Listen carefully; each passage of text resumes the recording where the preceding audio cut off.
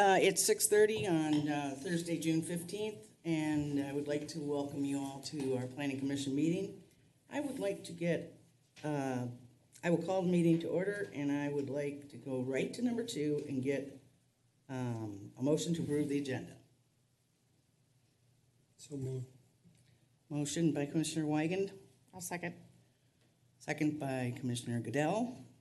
Is there any discussion? If not, all those in favor, say aye. Aye. Aye. Those opposed? Motion carries. Now we're down to item number 3, which is the Planning Commission meeting minutes for April 20th, 2023. Could I please get a motion to approve the April 20th, 2023 Planning Commission minutes? So moved. Motion from Commissioner Velick. Second. Second from Commissioner Schechter. Any further discussion? All those in favor say aye. Aye. And those opposed? Minutes are approved. Hey, guess what? We're going to have a public hearing. Yes. Right this moment. What? Do you mind if I present a little bit first? Shouldn't I open the public hearing? Sure, we can go that way. Isn't that how we usually do it, or do we present and then open? Says Erin will go. You're the over boss. presentation when she was done. Then you. I missed that. I told you I need new glasses. That's fine, Erin. You go ahead and we'll Okay, wait. thanks. Good evening, members of the commission. Tonight we have some members of the development team, so I'll present. They'll come up. We'll have a discussion collectively so they Are can. all these members of the team? They How sure come he's are. not sitting with you guys? Oh, I see. Okay. All right, so let's run through a quick presentation going over the hometown bank applications. So start with location of where we're at. We're in Carver Commons, so thinking about the site that is now home to Quick Trip and Next Steps Daycare. So we're directly east of that Quick Trip facility. So tonight, sorry, Chair Monroe, I'm messing with your vibe, but I'm gonna do the presentation, we'll do the public hearing, and then we'll have a discussion. Something to note, tonight we are reviewing both preliminary and final plat for Hometown Bank, and something that's exciting about this project, I struggle to say that with other people in the room because it's not exciting to anyone else, but rezoning is not required. The property is already zoned correctly for this project, so we're just doing preliminary plat and final plat for the project.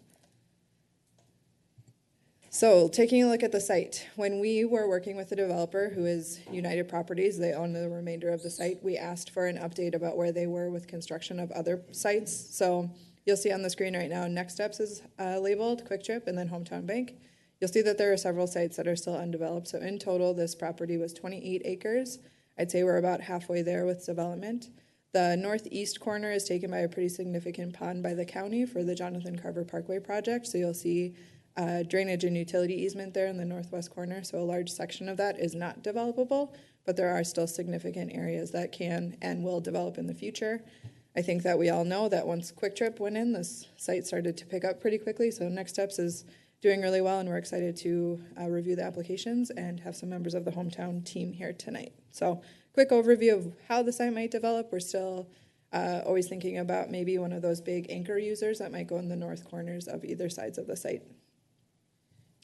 So where we're at in the process, we use this slide pretty often to talk about the entire planning process, that it's not just one meeting where we go through and approve an entire project. So the Planning Commission saw a concept plan for this project in February, so it's back for preliminary plat and final plat in June.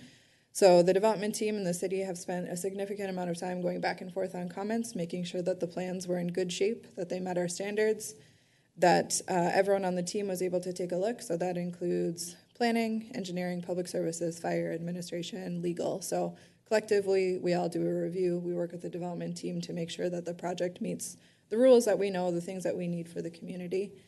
So again, you'll be reviewing both preliminary plat and final plat concurrently. We do this pretty often with commercial projects. So we did it with Quick Trip, Lakeview Industries, Next Step. So not out of the norm for us to do both projects at the same time. Again, no rezoning, which is maybe only exciting for me because it's one less newspaper posting, but that's fine. So working through the process tonight, we do have a public hearing. So I'll talk through that, where the notice went, et cetera, in a couple slides. So tonight we're reviewing the plat. What does a plat do? What does it mean for this group? So Plating creates a lot for development, so it lays out the general location of the site, determines drainage and utility easements for things like utilities, so sewer, water, etc., which we also use for trail access. I have a slide about trails in the future. And it sets roads and access locations. So next steps after plating, this will go to the city council. We are bumping a week. Monday, we're closed for the Juneteenth holiday, so at the July meeting, we're bumping a couple.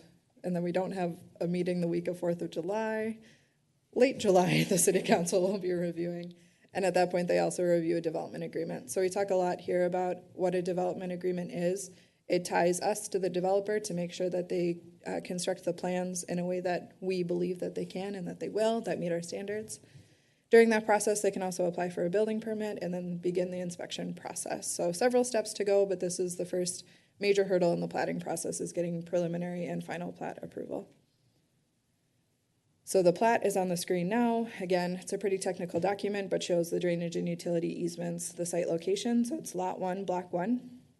Something that's unique to this project is that we keep just taking kind of bites out of this project, so we keep replatting. So this is, I think, the 3rd version. So Quick Trip was version 1, next up version 2, Hometown version 3. So eventually we might get to Carver Commons 6th edition if we see a couple more commercial users. So that's why it's called the 3rd. We're just replatting this area once we know the next user.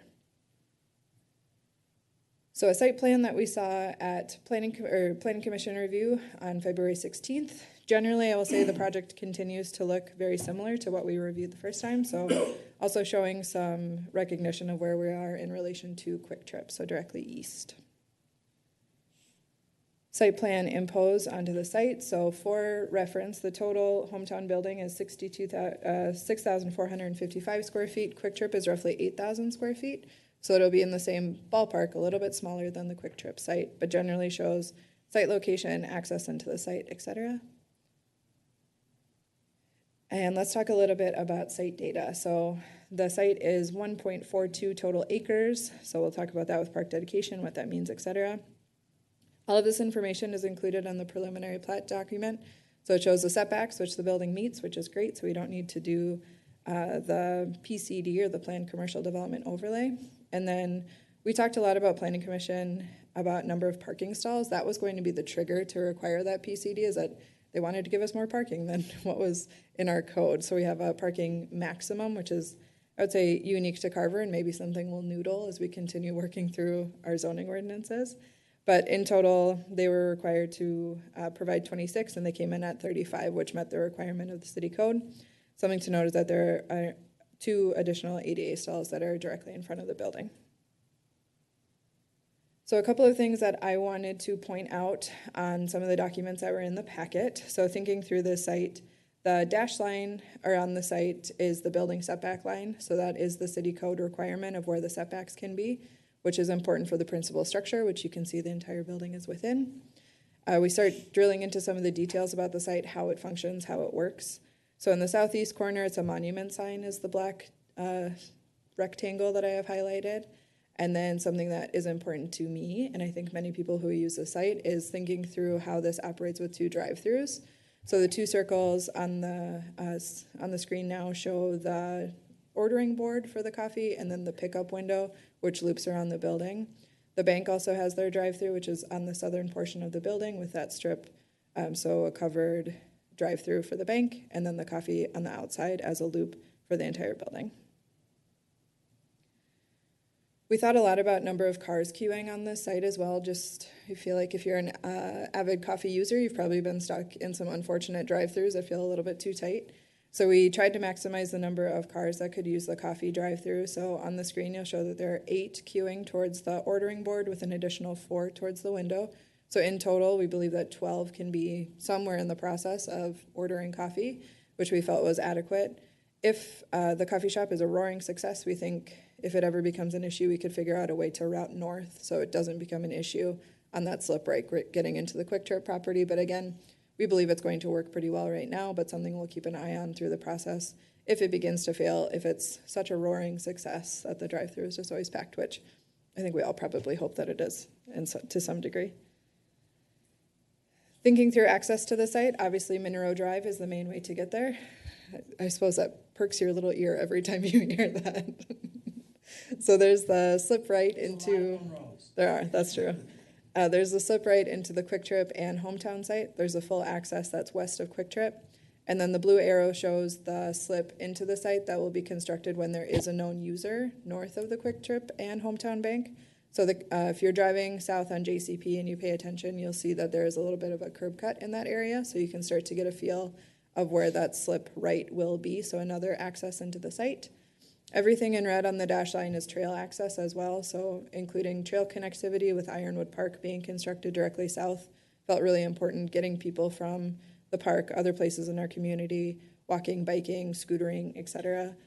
Getting into the site, trail access was important. So all trails are highlighted in red here, which connect into our greater system.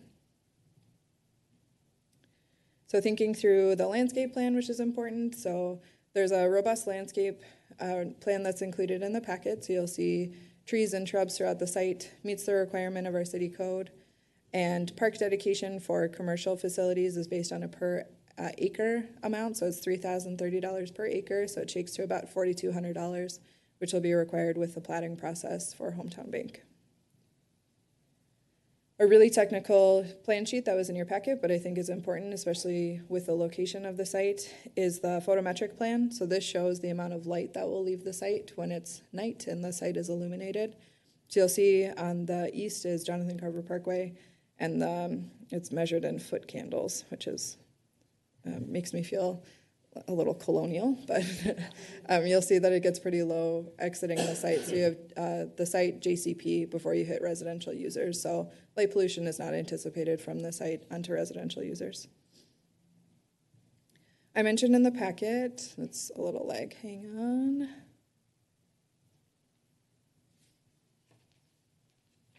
I'm not gonna touch it again or else it'll really go. Okay, I mentioned in the packet that if you've driven past the site recently, you'll notice that that corner sits up pretty high. So Hometown Bank is going to look like more of an anchor user on that corner since it will sit up higher than the Quick Trip. I'm gonna try one more time. Okay, we might just need to pause for a second.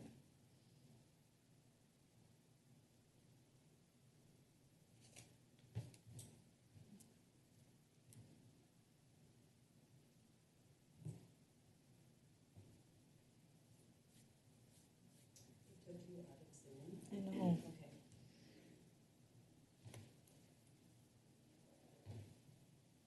Hold, please.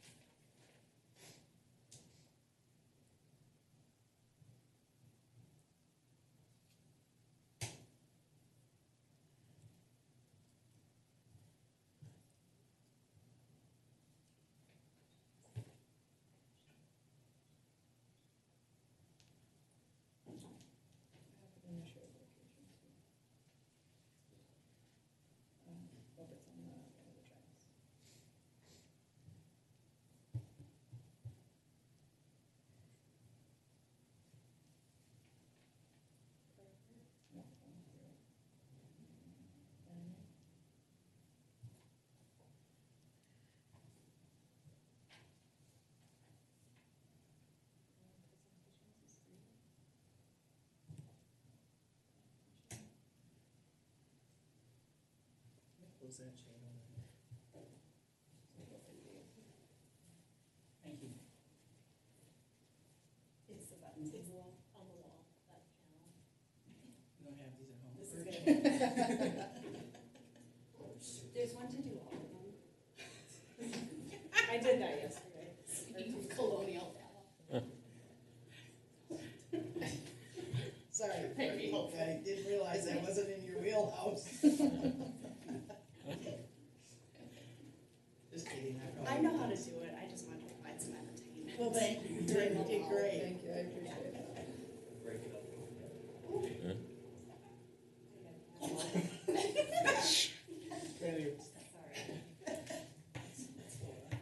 Technology. It's the middle one. I remember the old days. Do you have these in your house? It wasn't that. Nope. I'm going to the artist tour, so maybe I'll see something there. Okay. Okay, we're back in You ready? business. Let's go. Yes, thank you. So on the screen right now, you'll see a topographic map that shows that that corner is about 8 feet higher than the Quick Trip. So when you're driving down JCP, it will be a focal point. So you'll see the renderings that are included in the packet show a really lovely building, which will be really great on that corner. I also want to note in the packet, I called second level. I said the building will have a second level in some spaces. It was a basement. So it's just one level, but my apologies that I had that wrong in the packet. Alrighty, so dun dun dun dun. I suppose I haven't said it yet, but we're anticipating Hometown Bank to share the space with Mocha Monkey, so thinking similar to the location in Waconia. This is a previous version of the plans, but shows general layout of the building. So if you've been to the one in Waconia, it will likely feel really similar. We took a little staff field trip there a couple weeks ago, and it was nice just to see what it looked like, get a feeling for the space, show how communal the spaces really do feel, so it never feels like you're in the bank when you're sitting in the casual spaces. So the purple is the coffee area. Did you have a question? No, I was talking now. Okay. With, I do have a question when you get done talking about this. Don't leave the slide. Okay, sounds good. And then the general bank area throughout the rest of the site. So if you haven't been to the one in Waconia, I think you should go check it out. We are all pretty wild about these flax bars, which are really delicious, but the coffee is also great. So similar to the layout of the Waconia store. Yeah, banking is also really, really great. It's just the That's anchor of the secondary, building. right? Yeah, right. Okay, go ahead. All right, my question, when I looked at this floor layout, which I'm just curious, it doesn't make any difference, but I'm wondering if there's something wrong with me, like I'm so behind the times. Is there, when you go inside the bank, is there actually teller windows or no?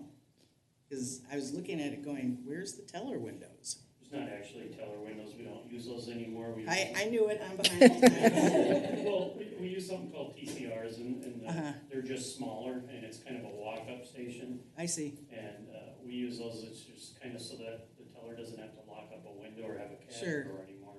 Okay. Okay, does that tell you how long it's been since I've been in a bank? They're fairly new. Okay, that was my only question. So general site layout, yeah, go I ahead, have a Phil. question too.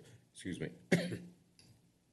On the previous schematics, it showed just 2 handicap parking spots. Can you go back to the one? No, No, that way. the one we just had. Keep going. That one. Thank you.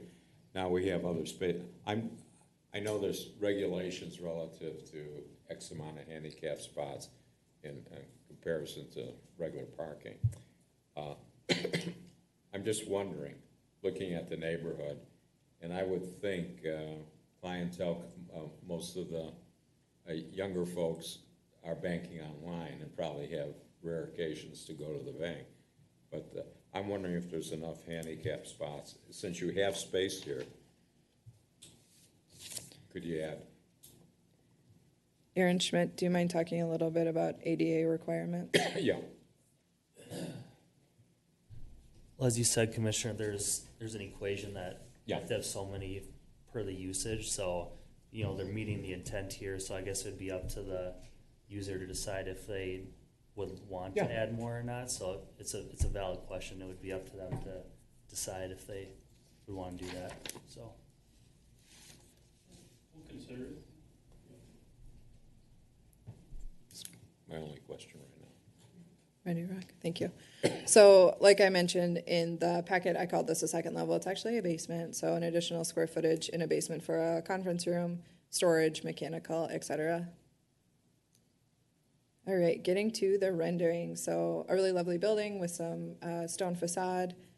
We go to the next one. So, took me a while to really orient myself on the site about like which side of the building faced where. So, I've labeled each one. So the top faces Quick Trip, so this will be the main entry into the facility. Obviously, the drive-throughs will face Monroe Drive. The side that faces JCP and then faces north, so a future user, Highway 212. So general layout of the building, getting your bearings about how the site will set up. I stole these directly from the internet, but some views of what the Waconia location looks like on the inside. Again, I'd encourage you to visit, get a feel for the space, but a general look at what the building looks like. So next steps, we'll open it up for discussion. I think we'll invite some members of the development team to come up, introduce themselves, answer any questions that you have. Then there is a public hearing that's required since we're doing a preliminary plat. For that public hearing, notice was sent to property owners within 350 feet of the property, so the entire exterior of the property for the site. It's posted in the Chaska Herald and then downstairs at City Hall. And then we'll be looking for a recommendation on both preliminary plat and final plat once you've reached a decision. Daryl, Blake, do you want to come up and join us maybe? Really calling you both out. Mike, you can join us if you want. You're pointing. Do you mind introducing yourselves? Sure, go ahead, Daryl. Oh, I see, you're gonna take turns, right? Okay. Daryl Karski, I'm CEO of Hometown Bank. And Blake Margison of Headwaters Development. And I'll just say, we both were here in February when we met for the first time and got your feedback. And for the last couple months or so, we have been diligently working on putting together a very nice building because representing not only Hometown Bank, Headwaters Development, and Mocha Monkey. We all have developments all throughout the Twin Cities, but this is our first time coming into Carver. And so we have spent extra care thinking about how we want this building to look and how it will be presented in the community. So we're very excited today to come and share this with you guys and kind of showing you what we put together. Does anyone here have questions for these gentlemen? So on page 10 of our packet, I don't really know what that's a picture of. Me either. Actual packet. I think it's driving lanes, maybe? Yeah. But I kind of questioned it too. The actual packet was kind of. Oh, sorry. That is showing that Chaska's tallest ladder truck can maneuver the site. So as part of the fire department review, showing that a fire truck can cruise around the building. Okay. Oh, I thought you meant the red lines. I was trying to figure what that was. Like, The Just- red lines, is that traffic flow? Nope, so that's truck taking can the make all the actual turns. size of Chaska's largest ladder and showing their turning radiuses Oh, on the okay. site plan. Showing that it can get through the site, Correct. okay? And we don't have any trucks bigger than Chaska, do we? We do not, that's our largest rig. All right. Yeah. We should be good then. So Daniel? Oh, for the bank, there's only gonna be one drive-through, you're not gonna take that support post and put a second one there? So just to clarify, there's kind of almost 3 different drive-throughs. There is the one that is closest to the building. We'll have a night drop, and there'll also be an ATM. And then on the kind of the second one is where you could have kind of, the interaction with the bank where you're doing bank business. And then the third would actually be the coffee drive-through. So you almost have 3 different lanes depending on where you're going. but 2 for the bank. The coffee drive-through is just for the coffee, right? Correct. So Jim, on the screen now, you can see 2 lanes of cars shadowed out under that bank awning. So there's one directly to the building, Okay. the supports of the awning, and then the second. You're right, I really focused on the coffee, sorry. Banking was secondary for me. People with young children, that's usually the case. That's the truth, yeah. Okay, hold on a second, Phil. Dan, did Okay. you have some? Yes, I was gonna, and this is maybe not necessarily for you guys, more for the city. The road in between Quick Trip and the proposed site, is that a one-way heading north? It is, yes. Okay, just wanted to confirm. I noticed that the other day and I was like, oh, I didn't realize that was a one-way. I don't know how that really impacts this, but I just was thinking of that. That's a good question. And then something to note too, as we're starting to develop the site a bit more, we'll have an additional access when you come north. So you'll be able to weave into the site. I anticipate. Yeah, so the people who, shoot. actually on that slide, so the people who do enter from the north, they would have to drive through the bank's parking lot to get to the drive-through because that is a one-way. They can't drive down the. Correct. Okay. Question? Yeah. Yeah. Could you go back to the showing the drive-through for the bank and the coffee? Was that one? Thank you. I think we spoke to this point in February relative to, is there going to be a bottleneck? Say people are coming in to the bank drive-through to leave it, they're going to have to go into where the cars are lined up for coffee, is there gonna be some type of signage or something allowing exit for the bank customers to cut right through there? Yeah, that's a very good question and something that we put a lot of thought into. And so there's basically three different things that we've looked at. The first is leaving that drive-through where ordering sign. There will be a yield sign that basically says, you should not go if there's a car in front of you waiting. And then you also on the ground, we have put do not block. So when a car is sitting there ordering, they know not to move to the next location until there's free space. They also know to yield to give space to those people coming through that want to pass through. Yeah. The other key part, the other kind of fortunate thing for us is that peak times for coffee is typically early in the morning. Okay. For the bank, that's not the case. Sure. For the bank, majority of the time that they're the busiest is lunchtime and kind of an hour before close. Those are kind of their two peak times. So fortunately, we shouldn't have a cluster during each of those peak times. Where's this, I'm not clear on this schematic here, where is the spot where the coffee customers order their coffee? Is that, I was, There's one with the circle. okay. That sign.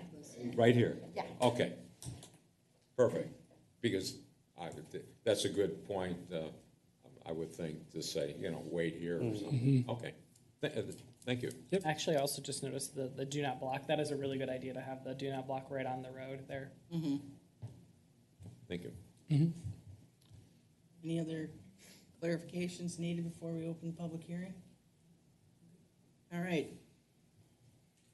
We'll now open the public hearing. Those wishing to address the Planning Commission should come forward and state their name and address for the record.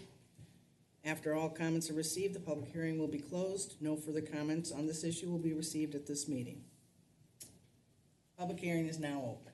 Anybody from the public hear about this? It would appear not. We can keep discussing too if people have questions, if you want to learn more about the project too.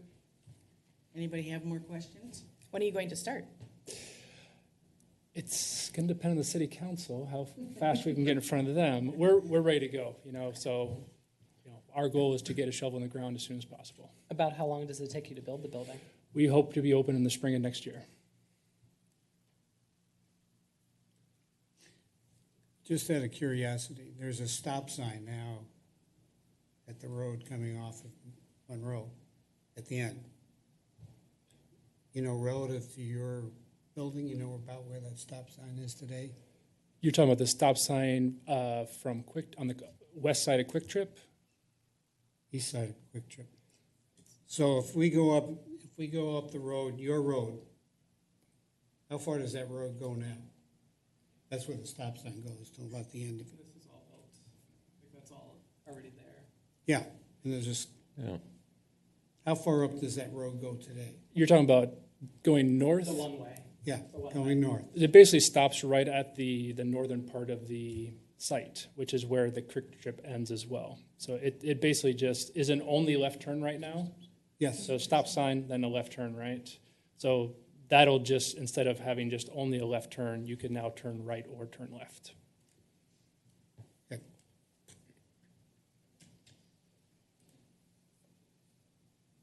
Just out of curiosity, You're very curious tonight. what happened to the clock? No. That's other new business. How many residential houses are within the 350 feet? It wasn't many. I would say in the ballpark of about 25, mostly along Spring Creek Drive. And it goes to everyone. So it went to like Quick Trip, got it, Next Steps got it. So it's not, I should have mentioned that it's not just residential, it's any property owner. Bank and a coffee shop aren't very controversial. Yeah, if you And want I should to- introduce, Sean's going to be the branch manager, so I should introduce him as well, because you'll Yes. get to see his face anytime that you go in there, so. Okay, very good. What's this gentleman going to do? Don't ask about it. Oh, I see. On the advertising literature. Gotcha. Okay. Actually, that does bring a good question. I think you mentioned this last time. About how many jobs do you think this creates for the city, Carver?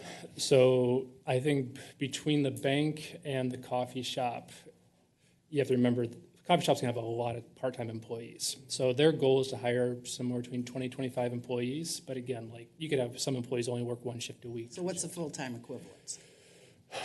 I would say, I don't know.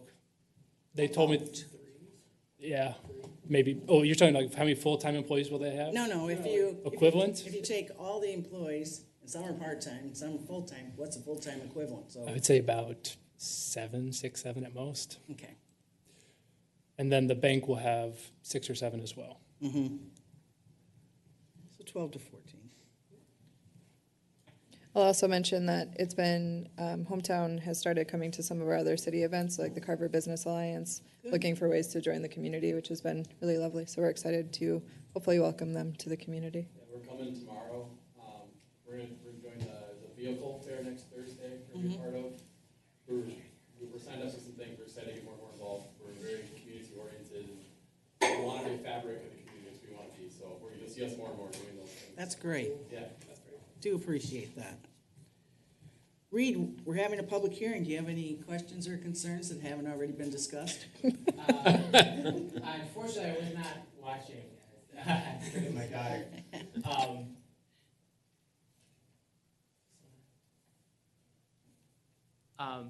Yeah, I just was, I did have one question on the north end of the property. Okay. I think there was, so the alignment with the through street, I think we've shifted that slightly north to better match. I think that was a good change. No? You're correct, from Okay, concept plan. From concept. Good catch, okay. Reed. Yep. Yeah, then other than that, I think it's a good project. I've been to the Hometown Bank and they have a Mocha Monkey in Laconia that I stop at occasionally. So it's a really interesting concept. I'm glad that it's coming to Carver. So Fantastic. yeah. All right, do we want to keep the public hearing open for a while, or can we close it? I mean, if the clock was there, I could tell you how long. I think based on the audience, no members are on Zoom. I think we'd be Okay. okay to close. In that case, could I get a motion to close the public hearing? Make a motion. There's a motion, I'll second. and there's a second. Any further discussion? Any reason we shouldn't close this hearing? All right, all those in favor say aye. Aye. And opposed? Motion carries. This public hearing is closed. Okay, let's move down to. Okay. All right, let's move down to actions. I'm going to ask for a motion to approve the preliminary plat for Hometown Bank. Could I get a motion, please? Motion. It's a motion by. Second. All right, by these two. Two old guys. Any further discussion? Seeing none, all those in favor say aye. Aye. And opposed? The motion carries. We have one other motion, and that would be to approve the final plat for Hometown Bank. Could I get a motion? So moved. I'll second. Motion by Daniel and a second by Jim. Any further discussion? All those in favor say aye. Aye. And opposed? Motion carries. Welcome to town, guys. Thank you. Thank you very much. Okay. We're down to 5.1. Thank you. Thank you. Yep, bye now. Selection of Planning Commission Chair for 2023, now that we're halfway through it. We usually do it in March, but Daniel caught it that I totally missed it. So. Okay, it's all. Between Krista and Daniel, I really can't mess up, which is great. No, you know me, I'm just going to skate and do this the rest of my life. Right. So, people, would anybody like to make a motion to appoint a commissioner as the Planning Commission Chair? Are you willing to run again? I'm willing to nominate you. I will, only if anybody else doesn't want it. I'm calling not it. It's all yours. I like you. All right. Thanks, Daniel. I like me too. Everyone rolls their chair back. You're a These meetings are masochist fun. and we're sadists. All I do is read this stuff. Okay, so would somebody like to make a motion to appoint Commissioner Monroe as the Planning Commission Chair? I'll make that motion. A motion by Jim Wygan, Second. the second one by Daniel Velick, right? Yep. Okay. Further discussion? Let's hear why I shouldn't be. The gavel. All right, no further discussion. All those in favor say aye. Aye. And opposed? Very good. How about vice chair? Who is the vice chair? I believe it's Jim. Is it? I think so. Let's, Is it? That was me. okay. Oh, okay. Who'd like to be vice chair? I can't do them both. I nominate Daniel. I'll second Daniel. Okay, we have a motion and a second for Daniel Velick to be vice chair. And you know, I'm retired now. I'll probably never be here.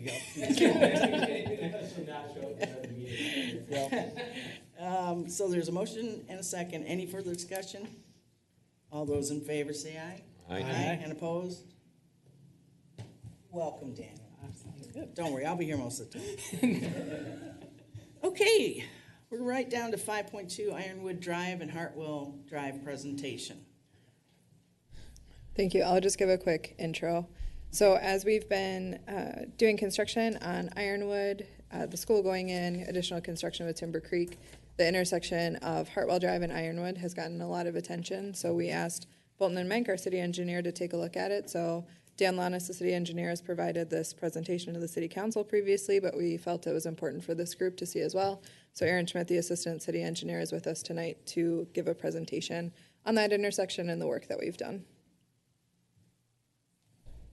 All right, thanks for the intro. That was nice. I will try to do as good a job as Dan did. So I'm going to load up the presentation here. So, all right, I minimize this.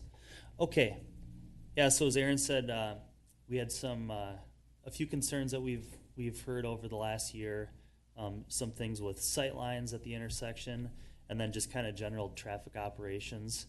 How the intersection functions. So we took kind of a comprehensive look at the intersection as a whole. We've already taken some actions that I'll describe here in a little bit, and did some additional research and modeling to see how the intersection's performing. So with that, I will jump right into it. So the first concern that we heard about was sight lines, and that was a valid concern. This is a picture of the intersection looking west, so looking west towards the sports fields and towards the future Timber Creek development area. There's a large Copper Hills monument sign there, and that was posing a sightline risk. So, A quick one before you go away Yeah. from that photo. I'll just take self-credit since that was my photo. yes, yes, yes, very. It's been that used was- in many presentations now. And that was at a legally parked, I was legally parked at the stop sign. Yeah. So that was, Daniel, that was a very good thing that you saw there. What happened was with the Jonathan Carver Parkway project, there was a lane addition that occurred for eastbound traffic on Ironwood Drive. So as you approach this intersection, I don't know if I can, let me see if I can get a pointer to go here.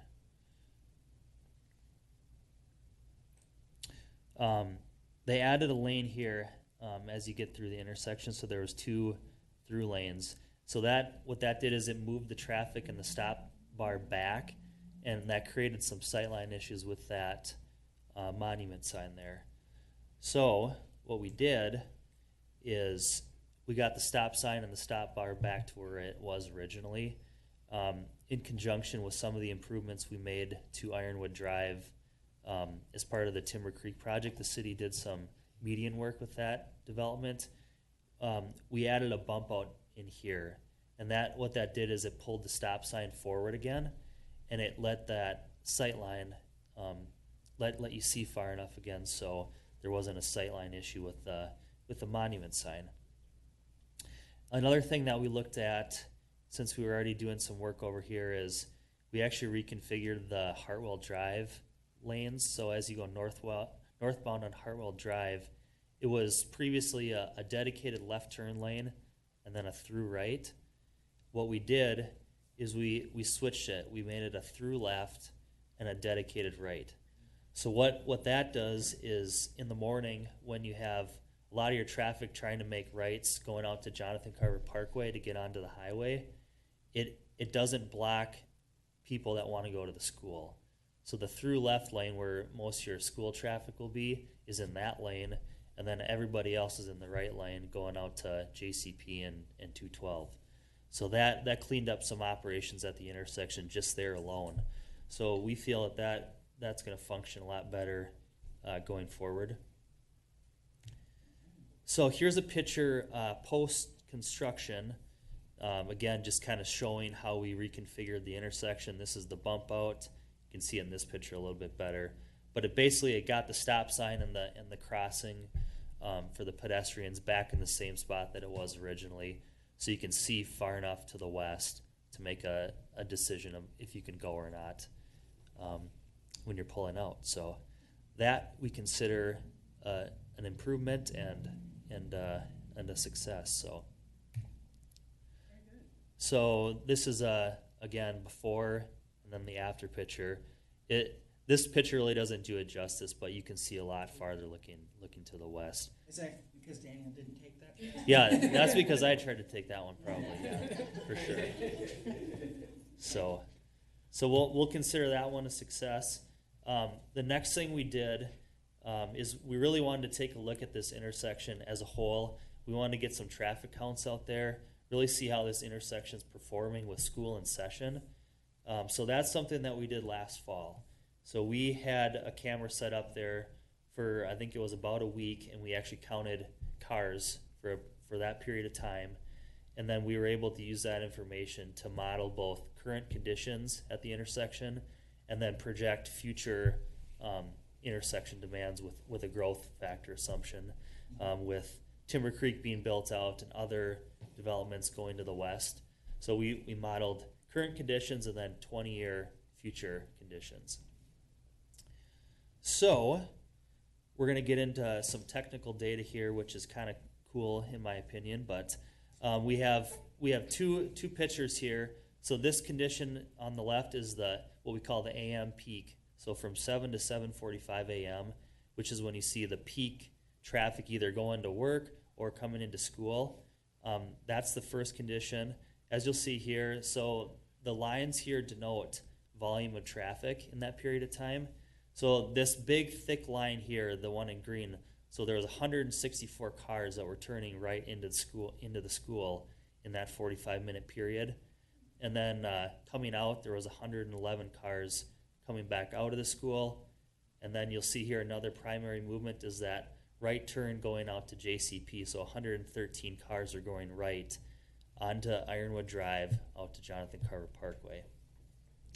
So those are the big traffic flow patterns in the morning, are those three that I just described. And then in the evening, kind of similar, a little less inflow coming in from westbound to northbound into the school. But you really see, again, that heavy traffic going out and to the right, going back to Jonathan Carver Parkway. So that's just kind of the traffic flow. 1:45 to 2:30. Yep. So when school gets out. When school's getting Obviously, out. People aren't coming home from, well, I suppose they could be coming home from. Yeah, so very good point, yep. So that's the school PM peak, when school is exiting. What time did the school close? What time? What time did classes close? 2:30, I think. Yeah. So, what does that mean in graphical form? So what I have here is there's two lines. There's this blue line here.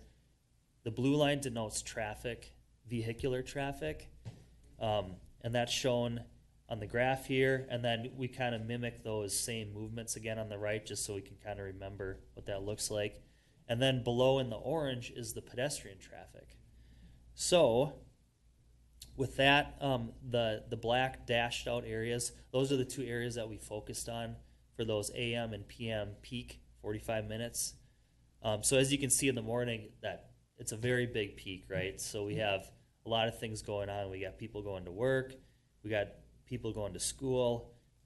So both vehicular-wise and then pedestrian-wise, a lot of people are going, a lot of kids are walking to school during that time, right? In the afternoon, it's a little bit different. You still have a spike, obviously, for the vehicles that are coming to pick up the kids. You see the pedestrian traffic here below, so there's a spike in ped traffic. But then at the end of the day, vehicular traffic is kind of more normalized over the course of 4 hours there with cars coming home at night. So a little more normalized on the back end. You don't see as much of a peak, but just something to note there. Maybe a quick one on this. Yeah. I just never, since I don't have kids, I never realized that they have to do double cross. The kids that do walk have to cross over double crosswalks. Would the city ever consider putting in the sidewalk on the other side?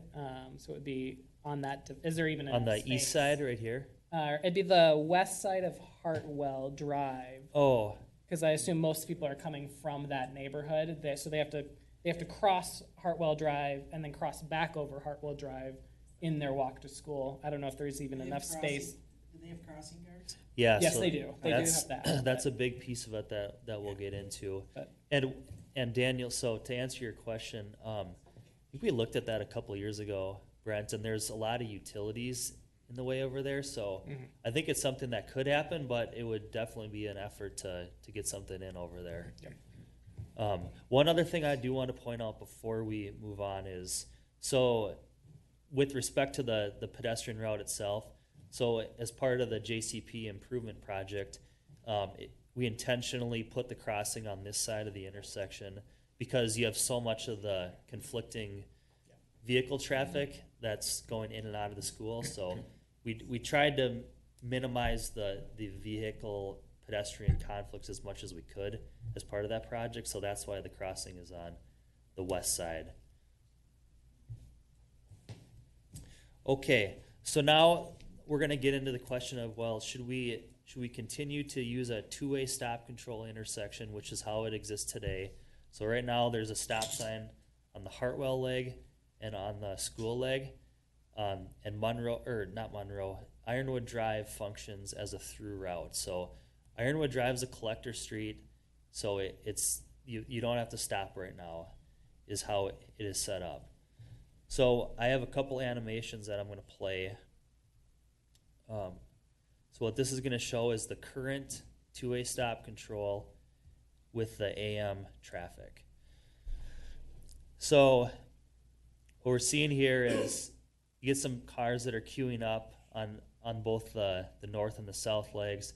The through traffic is flowing just fine. You get a little bit of build up, within the school site itself, but we consider that a normal condition. You have 15-minute peaks where school traffic gets busy. That's nothing that's out of the ordinary.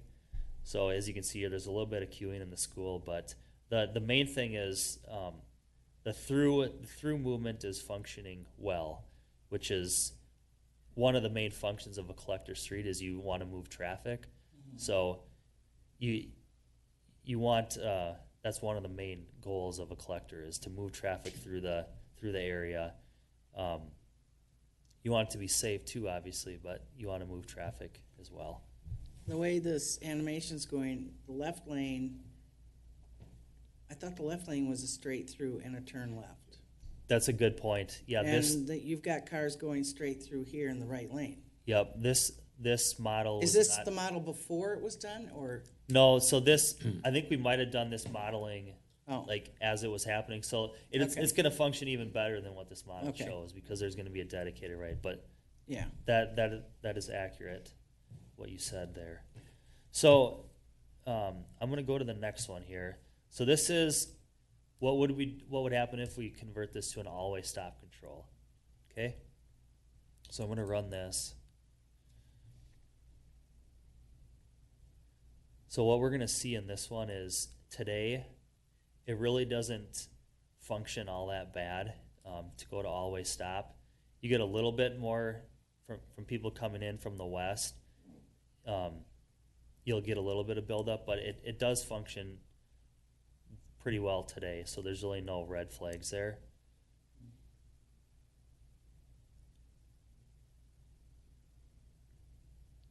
So really nothing alarming in the current condition if you would go to all-way stop. What happens, oops, I'm Well, sorry. Yeah, but it does have a significant more buildup on the through street pushing back towards Jonathan Carver, right? Where there was basically no Yeah. stopping when you're turning into school now. For sure. Now you're. Yep, so there's a little more building for the Yeah. westbound to northbound. Exactly. Yep. So, Except you have crossing guards, right? yep, so there's So you crossing don't- guards. So the school uses crossing guards today, and that's something that we met with the school last fall too, which I was gonna talk about, but we highly recommend crossing guards to remain in place. But you haven't taken that into consideration in your modeling. No, so if the crossing guard has to stop the traffic, that'll come in spurts. But that's kind of all part of so what we call like the 15-minute peaks, like when school is getting in session, like those are kind of anomalies in the day. So like 23 and a half hours of the day, cars are going to function just fine. It's like those little peaks in the day that you don't want to design your entire collector street system to. No, and people for should the- expect at those times of day. Yeah, it's going yeah, to be exactly. Heavier traffic, just like we all expect rush hour to be heavier than other times. So, For sure. Carver rush hour. Yeah. It's a new phenomenon. Yeah. So, and to kind of supplement on that, right now, there's the always stop control, it doesn't meet any warrants. Like, there's no reason to put the always stop in. It just, there's not enough traffic on all four legs to warrant it.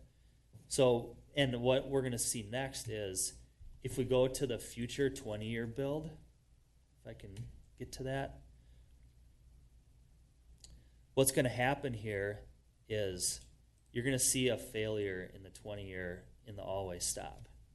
Mm-hmm. So if you look at when everybody's coming from the west in the future with all the development, you're gonna have queuing that stacks up on Ironwood Drive, and it's gonna block the left turn lane for cars to get into the school in the future.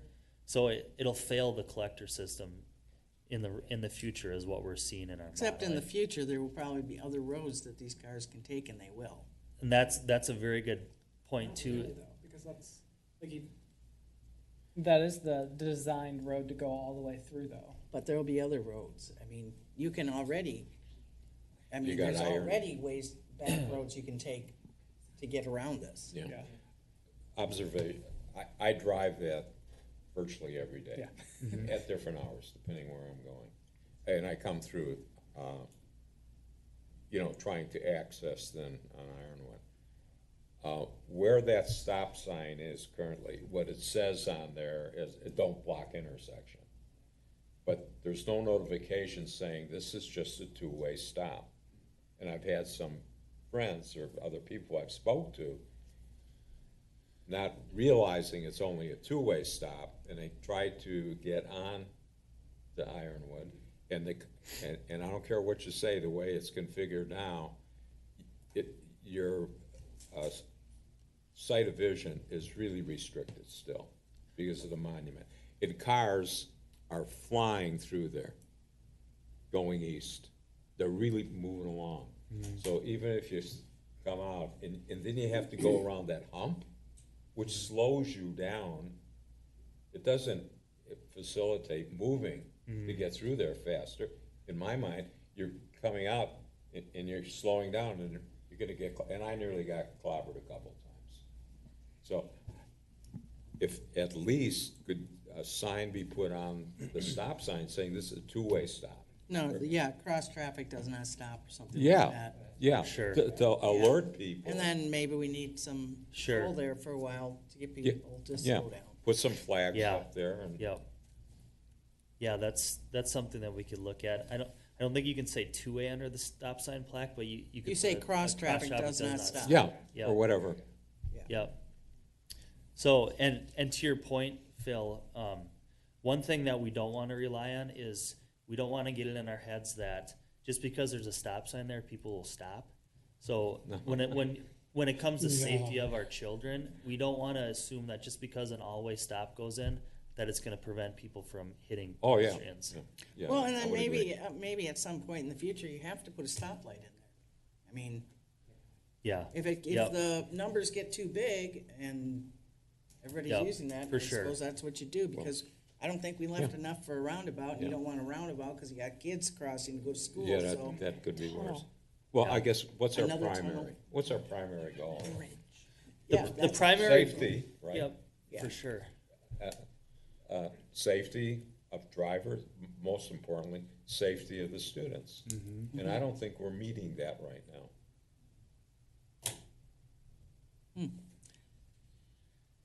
Well, Aaron, thank you very much for the presentation. Yeah. Please tell me it's almost over. It's almost over. So Okay, thank just you. a couple more things. So takeaways. We communicated to school, please keep using crossing guards because that's going to be the safest thing for our children. We don't want to rely on people stopping for children as they're entering in the crosswalk, even though they have the right of way. People aren't going to stop all the time. So we've communicated that loud and clear. Always stop. It simply isn't warranted. It's even shown to fail in 20 years. So what we don't want to do is put in an always stop now and then in 10 years pull it. That would even make it less safe.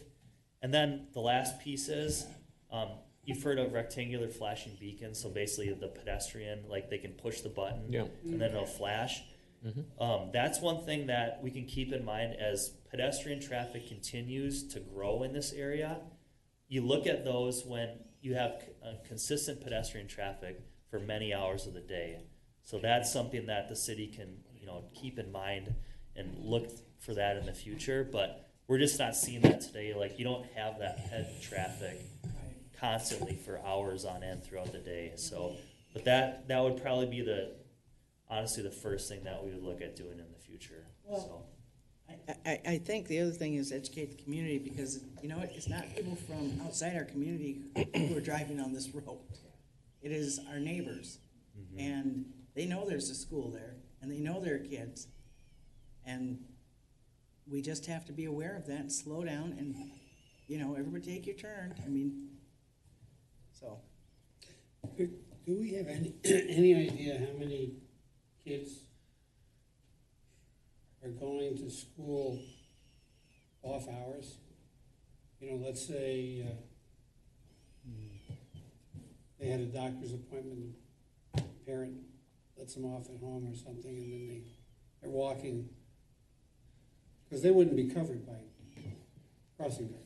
Yeah. So how many, do we have any? So- I think the traffic isn't that bad in the off hours. I'll just direct us to this slide one more time. So, we monitor traffic throughout the day. So the pedestrian traffic again is in orange. So this could be anybody in the community, but you can see it's really low like during the day. So you get those spikes during the school in session and then leaving. And then in the evenings, right? So you get more traffic, but it seems to be you're pretty basically minimal. looking at between, maybe 25 and 40 cars most of the day.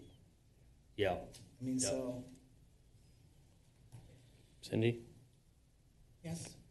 just an anecdote to maybe share with the group related to maybe Phil's comment, a few that might shed some light on maybe how we're feeling or at least change your point of view on something. So a number of years ago, there was a unfortunate situation where a young boy came down the trail off of Ash Street onto Main Street and got struck by a car. Very serious situation. I have a daughter his same age, so it kind of hit home. I think it hits everybody in a somewhat personal way. The family at the time, I think the mayor probably remembers this as well, shortly thereafter asked if the city could put a stop sign at the end of that trail as a means to maybe prevent future accidents from happening. And although I think there wasn't a dry eye in the council chambers that night listening to their story, if you think about how many intersections that we have where a trail or a sidewalk meets a street, you can't, I mean, there's just not enough stop signs. And that stop sign in most cases wouldn't have, and I can't guarantee this, but that little boy wouldn't have stopped when he saw that stop sign. He came and, you know, whether he lost control or wasn't paying attention, et cetera. And my point with that is, because I would say the number one piece of feedback we get from residents related to like traffic is speeding, stop signs, crosswalks. And this is an editorial opinion. I don't think that we can sign our way to safety. I mean, it'll help, but ultimately the drivers that are blowing crosswalks, the people that are blowing stop signs, the people that are going 35 to 40 through our neighborhood are folks that if they are going to drive right by that sign. I frankly had a case right before this meeting. Someone stopped me and wanted the city to enhance the crosswalk between Harvey's and the ice cream shop in Gazebo Park and framed it as, you know, does the city want kids to die or do they want to put, you know, a pedestrian notice there? And, you know, I respectfully tried to push back and say, I don't think those are the choices. And so it's probably a little bit of both. So I would offer that, like, although there can and likely are pedestrian concerns in that area, I would offer that Carver Elementary provides the safest pedestrian access to students in the entire district. We have 2 pedestrian underpasses. There are multiple ways to get there. And so I respect what you're saying, Phil. I don't see the same thing. I think we're meeting the needs. We've made continuous adjustments. We have regular conversations with the principal. So I think we should continue to have the conversation. But I feel like the city is meeting the needs, and I haven't heard, I mean, your comment is impactful to me. I appreciate your perspective. But I think it's an opportunity for us to have a discussion on that and say, like, we've all maybe had situations where because we were threatened, but, you know, in a vehicle or by a pedestrian that, like, we'd like to see that change. The hardest part, I think, for all of us, planning commission members, staff, council, is taking a step back and say, can we replicate this? If we put a special pedestrian crossing at, you know, Main and 3rd Street East and at Ironwood and the school entrance, you know, what are we going to say to Reed when he wants one at Spring Creek and Cherry Circle? Did I get that right? Yes. Yeah, see? So it's like, can we, it's really not about money. It's like, can we be consistent and equitable in our approach? And are we solving for a problem that will be resolved by another sign? And I don't know if we have an answer to, like, if we add a sign, will that stop people from doing a behavior as a erratic driver that we'd like to see stopped? Maybe some, but I would say, like, that driver who's careless is going to continue to be careless. That doesn't mean we shouldn't, like, get law enforcement on board, and if we see a problem area, let's hammer that. But in my experience, the best way to correct poor driving behavior is through law enforcement and through dedicated patrol. So if you see that, or if others see that, I would offer, like, let me know. We'll get Deputy Chaffin out there and we'll hammer that area until we've changed behaviors in a meaningful way. Because I'm not sure signs do it. There's exceptions, but just wanted to offer that opinion. No, I agree with you 100%. Yeah, You know, and, I'm not disagreeing. and like I said, I mean, you need to educate the community. These are our people, these are our children.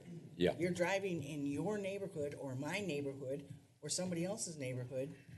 I mean, and that's not to say that in other communities do whatever you want. No, you need to watch out.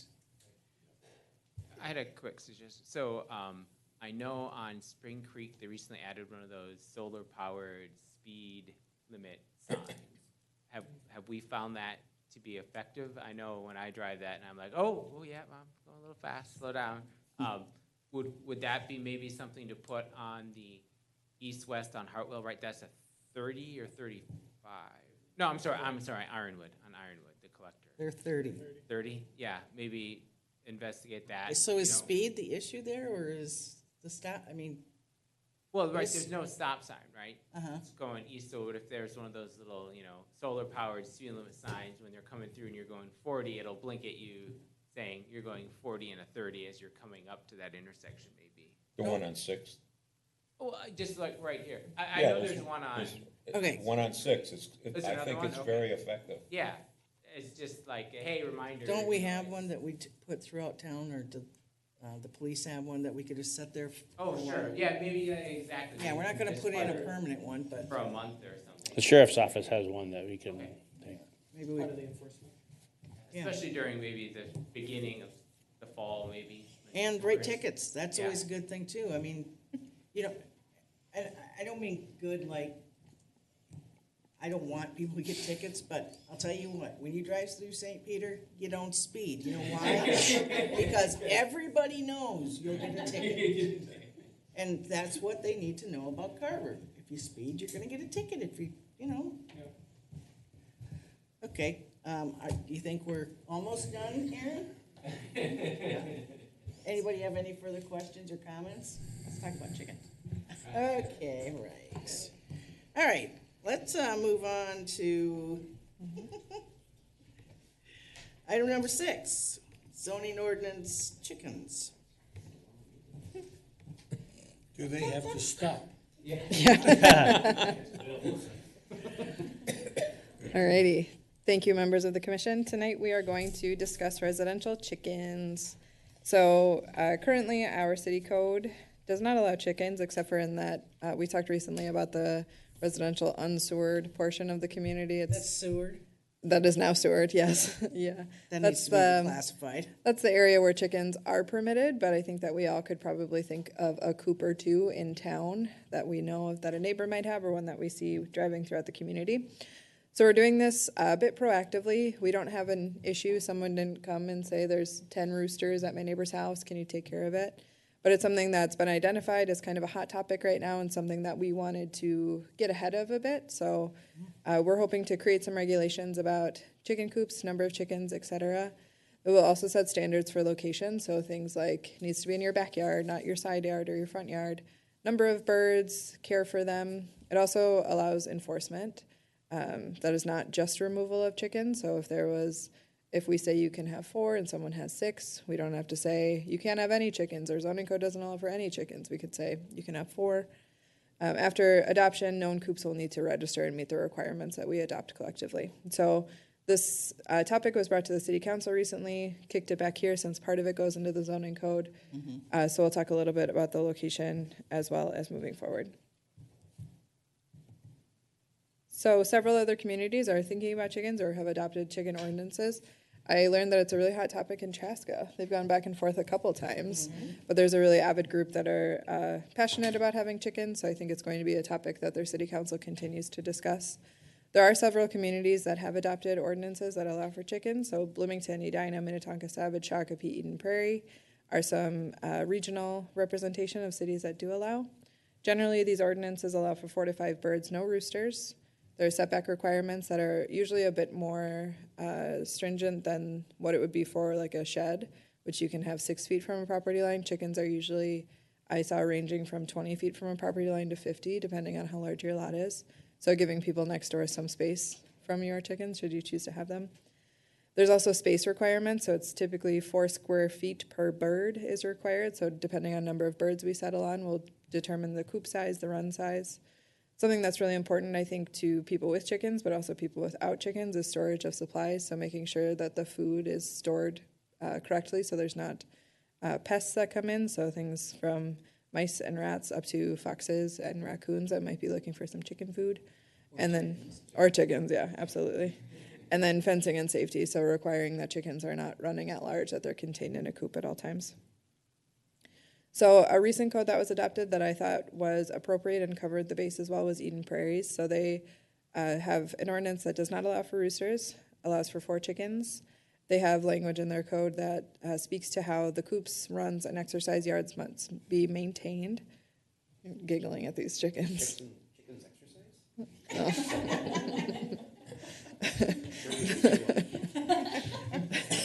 So So their code calls for 4 square feet per chicken, so if you have 4, 16 square feet total. Supplies must be contained. One of my bedrooms. Yeah, yeah. Supplies must be kept in a container designed to limit pests and rodents. Chickens cannot run at large. They also have a portion that is not glamorous to talk about, but you can't slaughter chickens on premises, and if a chicken dies, you have to remove it within 48 hours. So, Can you put a chicken on a leash? we could absolutely address that in our ordinance. Have you seen a chicken on a leash? I've seen rabbits on leashes. Okay, so- we can. That's something we can address for sure. So they also have some coop requirements. So you can have 1 coop per lot. Must be made of it has to have a solid roof, durable materials, adequate insulation, a window for natural light for the chickens. You cannot have heat lamps, which I think is important. Max square feet of the runs is 120 square feet, and it must be enclosed with proper fencing. So just some examples of the things that we could adopt. Typically, chicken ordinances are very similar across the board. So Eden Prairie is an example, but it's really similar to the rest of the cities that additionally have ordinances. So next steps, our city code actually has chapter 6 is animals. So a majority of the chicken regulations will fall within that chapter, but within chapter 50, which is the zoning ordinance, there is section 50-59, which is the residential district use chart. So that's where we show where things that are permitted, not permitted, conditionally permitted with a conditional use permit. So our current code calls a chicken an animal unit equivalent, and you're allowed to have 25, which feels pretty extreme. So someone in that tiny, strange zoning district that we have could have 25 chickens. They could have a goat, a horse, 25 rabbits. All of those fall under the definition of 1 animal unit equivalent. So some work to be done on things like definitions as well. The section that this group will need to address is this section 50-59, the residential use chart. So right now you'll see the P for permitted in the residential unsewered district, R1, R2, R3, and the traditional residential, which is most of downtown, you see as blank, which means not permitted. So moving forward, we would be suggesting doing some work allowing chickens in residentially zoned properties. I would say R1 and R2 personally feel pretty good for me. R3 feels a little bit trickier, so that would be Carver Ridge is zoned R3. Typically really small lots, maybe a townhome, which gets a little bit tricky. So looking for some feedback. Again, this group doesn't need to do a bulk of the heavy lift on the chicken rulemaking since it falls outside of the zoning code, but just I'd love some feedback, some discussion, how you feel about residential chickens. Maybe just a quick question before we go into feedback. What is the governance process of getting this approved? And would there need to be a public hearing at any point? Correct, yes, there would. So since it would be an ordinance update, a public hearing is required. And that would be public hearing here at City Council? So here, since it would go to the zoning ordinance, would need to have an update. But maybe both, since chapter 6 would also need to be updated. Got it. Since it would go to 2 spots. I have a couple questions. Since those stipulations on the coop, is there any stipulations on fencing? Not that I saw explicitly, but something that I think that we should do. I think people naturally think chicken wire, which I would say maybe wouldn't keep fox out. So that's the beauty of some of this ordinance work, is that we can add what feels important to us. So we can definitely strengthen, literally, the type of fencing that's required in our ordinance. And then looking at R1, R2, we've been talking about, or maybe we have already done it, decrease the lot size. So if you have I don't know if this is an additional structure, whatever the structure is called, do we need to add that kind of definition in, that it includes a coop? Correct, yes. And then is there enough lot size if you have a smaller lot to include one? So our code right now allows you to have 2 accessory structures. I would say a coop would fall under an accessory structure. So that could be a detached garage, it could be a shed. A coop, I would say, would fall in there too. So if you could have a detached garage and a chicken coop. As long as you can meet the setbacks and you don't have more than 2, you are okay. And I will say it's a pretty rare property that's small enough right now. I would say some of the villa products that we've seen would be tricky since those lots are so small to meet the setbacks. Many of those also have HOAs, so HOAs could adopt their own rules too. So the city could say it's okay. HOA says no, the property owner can not have chickens. So something that we could address too that way is that maybe you need to have a minimum lot size of XYZ to be able to have chickens, to limit people on those smaller lots having chickens so close to the residential properties. Yeah, because I don't think HOAs really do much besides collect their fees. Oh, you. Excuse me? Yeah, you. Really? Yeah. I don't have an HOA, so. Oh, And then, There are some passionate HOAs in Carver. okay, and then the ones that have chickens already, they still have to register, and then they won't be grandfathered in, they still have to register, and it's the registration yearly, like it is if you have a dog? So we used to do dog licensing, we don't anymore.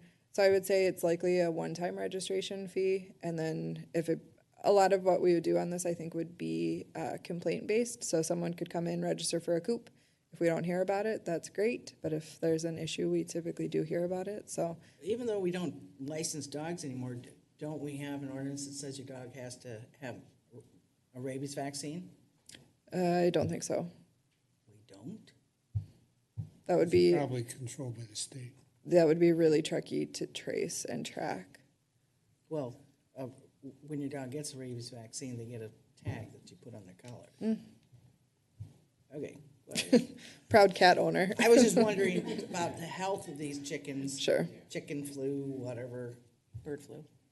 Chicken flu. But I think our goal is to start with a more laid-back approach, since it hasn't been an issue thus far. If it becomes an issue, we can address it as we learn more about it. Right now, we're just hoping to address the coops that we know exist in town and give people some framework about what the rules would be. okay. I think it's a good idea to have at least some minimum guidelines, so like you said, minimum lot size, maximum number of chickens.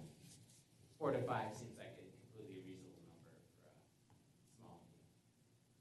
Seems like a lot of chickens. They can't be raising the chickens to sell the eggs though, right? You can. We could, that's the thing, we don't have an ordinance right We now, don't. so you could. If it's something you feel But strongly we'll about, this is become, a good place to get the feedback. largest egg-producing city in Carver County. Do you feel- Do any of the ordinances that you've seen, 4 chickens per house. do any of the ordinances that you've seen, like, restrict selling? They do. Yep. I would say it's a little bit fuzzy for me that you can restrict it, but I think someone could weave their way to say it's a home occupation. So, Okay. Here's, one of my concerns is this. While some neighbors could care less if you have chickens, other neighbors are not gonna like it. Yep. You know, I've found that no matter what you do, there's always gonna be someone that is gonna complain. Right. That is very true, but when you go and change from, not having to worry about chickens because you live in a city and now neighbors on all sides have chickens, it could be disturbing for some people. maybe I am naive, but I don't think that an adoption of this ordinance will spur a ton of people to go get chickens, frankly. I don't know. Maybe it will, but from what I've read, chickens are a lot more work than what I personally thought. So, Again, a yeah, lot more work. so I'm People not getting won't figure that chickens, out. right? Till they have them. That's right. But at that point, at least we can have some rules that we could enforce. That's not saying Yep, your beloved pets must leave this community. right.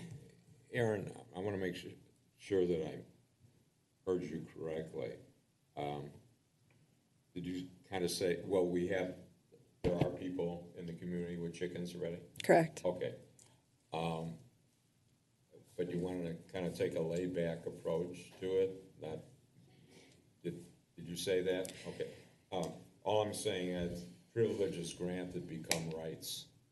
And if we want to allow people to have chickens, I would say we better establish something. Because otherwise it's going to run. Then you say, hey, well, you never told me I couldn't have it. And trying to make up, to control a situation that's out of hand is going to be very difficult. Why don't you pull something together and bring it back to us? Yeah, and just something to remember is that it doesn't fall under the zoning ordinance. You're just thinking about that chart about where they're allowed. So we'll put something together, but something Okay. that we're working on. Cool. Any more questions or concerns or comments about chickens? If not, let's move on to the 2023-2026 strategic plan. Presentation by our city manager, Brett Merrick. Oh, I guess I already got it. Just passing out the printed copy for your reference. Interesting.